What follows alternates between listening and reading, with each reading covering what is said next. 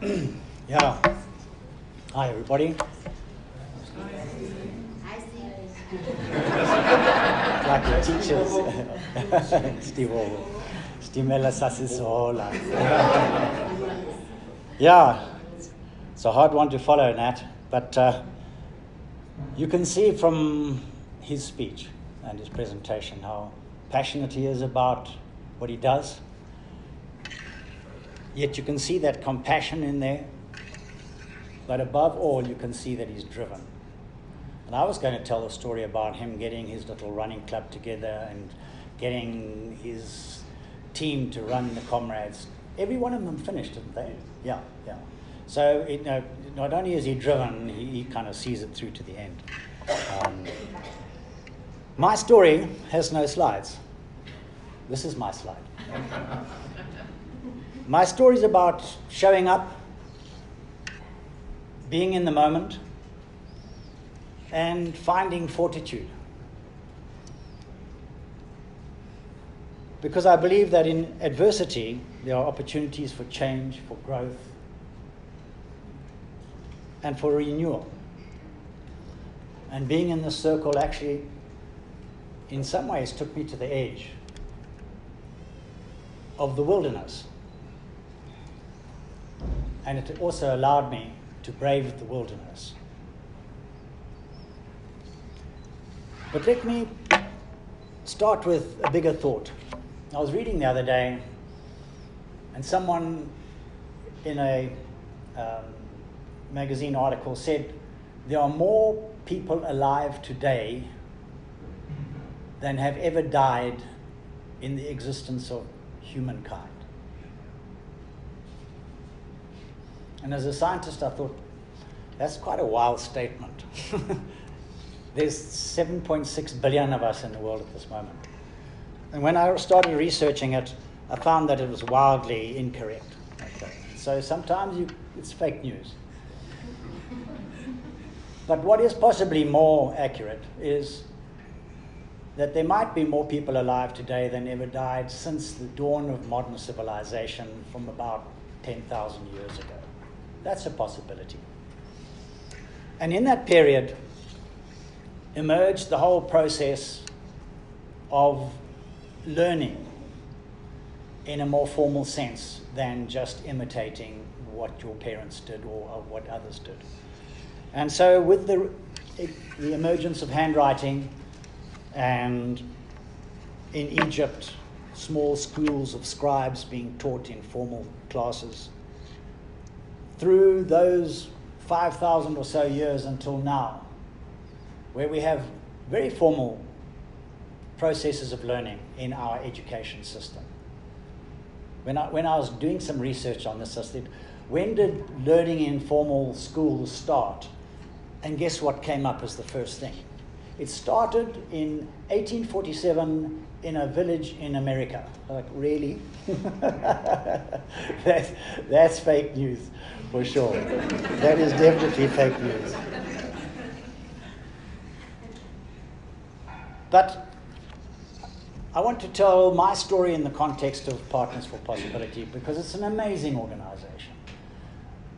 And Louise, who is the backbone behind it and the founder of it, came up with such an amazing concept. And maybe some of you don't know really what it is, but it's where primarily disadvantaged schools and the headmasters or mistresses in those schools are paired with a business person, and they teach each other about their crafts.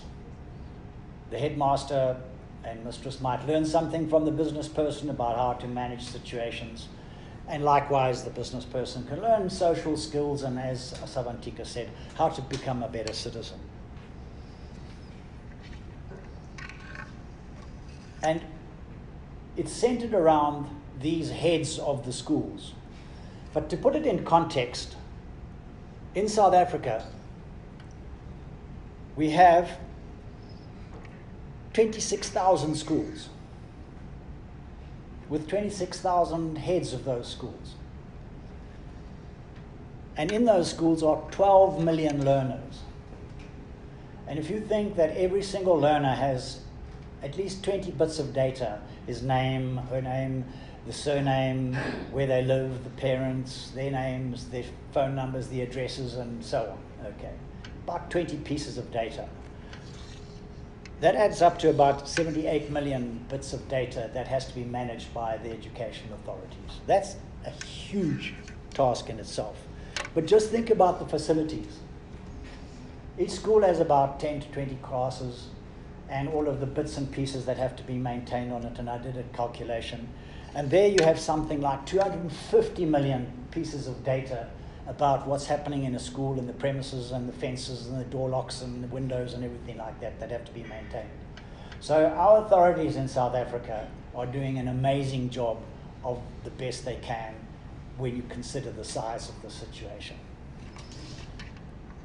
And many of our schools that we deal with and we work with, and we are privileged to work with from our business side of things, are in disadvantaged areas where we have problems with discipline and lack of books and lack of resources, where the buildings aren't safe, where the children sometimes are not safe, where they come to school in the very first principal that I worked with.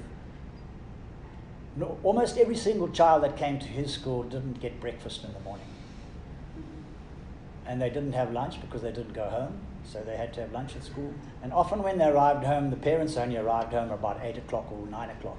So they also had to cook for themselves in many cases. And so these are the kinds of situations that our learners have to deal with in going to school. And so they rely heavily on school. But it also brings with it its complexities. And that's what our heads have to deal with. Not only the children, but the teachers can be very complex. They've all got their own agendas and their own ambitions and everything like that. So when Sabantika was listing all of the things that these wonderful people that our heads do, they're truly amazing people. In all my time in business, I've never come across people so committed, hardworking, dedicated, compassionate as you guys. Let's give them a hand.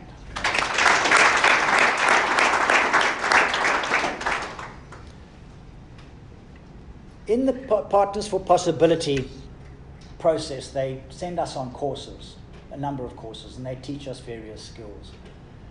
And those are amazing skills of listening and how to deal with people and get contracts with people and get agreement on how to move forward and have visions for the future and how to deal with difficult circumstances. And it's been so wonderfully constructed that when we finish running those courses and we go and work with our teachers, you have the tools to be able to engage with them and understand their processes. In my case, my first principal that I worked with, he unfortunately was so driven, possibly way more than you, Nat. He wanted to do everything. He was not only the headmaster, he was also teaching, he was on the unions, committees, and all those kinds of things. And eventually, he burnt out. He just couldn't take or have the time to be with us on our course. And so I was given a second partner, a wonderful person, a wonderful woman in Alexander. And exactly the same thing happened with her. She was teaching at a high school, was the head of a high school, which was immensely complex and in a very volatile situation. And so I ended up being on my own with feelings of failure and disappointment and thinking, this didn't work. But the most amazing thing about Partners for Possibility and the structure is the circle. They wouldn't let me go. They said, no, you're part of us. You have something to offer. Even though it didn't work out like you wanted to do, in that adversity are lessons and opportunities for growth. And that's what happened, is by being present and showing up, I learned so much about myself. And I was taught so much about myself by you wonderful people. Alan, what you told me in the meeting that one day was amazing. Mahmoud, you just held me quietly in your hands and said, stay there and be there and share. Thank you. I've learned a lifetime of lessons in the process. of humility and perseverance, openness to learn and change, and the courage to brave the wilderness, to be strong enough to stand out there and speak the truth, to stand up for justice, for honesty and transparency, and to fight for corruption, and yet to be alone but connected. But in the disappointment, there's been a wonderful surprise side of it, because in the structure of Partners for Possibility is this thread of education. And in it, I saw an opportunity that I work in the field of conservation and wildlife, that there's a possibility of implanting the same process with our people that are looking after our wildlife and our conservation and our desperately needed populations of endangered species such as elephants and lions and rhinos. And so it is that my story is one of those that the teachers have every day. When they stand up and be counted and come to school despite the odds, despite the disappointments, despite the failures, you still pitch up and you still lead your team. But as with Nat, it wouldn't be appropriate if I didn't thank Sabantika for your wonderful insight and wisdom to all of us, being open and sharing and guiding and coaching. You're a wonderful person. And so to my brothers and sisters of the circle, at this point the circle's closed, but not finished. I'd now like to introduce my good friends, Mapule and Alan. Alan, as we know, has so graciously hosted us here in the venue today. You'll find Mapule is a delightful person, a bundle of fun and joy, a delight to be with, and your smile is wonderful. And Alan, you are one of the quieter but wise members of our circle, and always bringing us back to our senses. Alan, Mapule.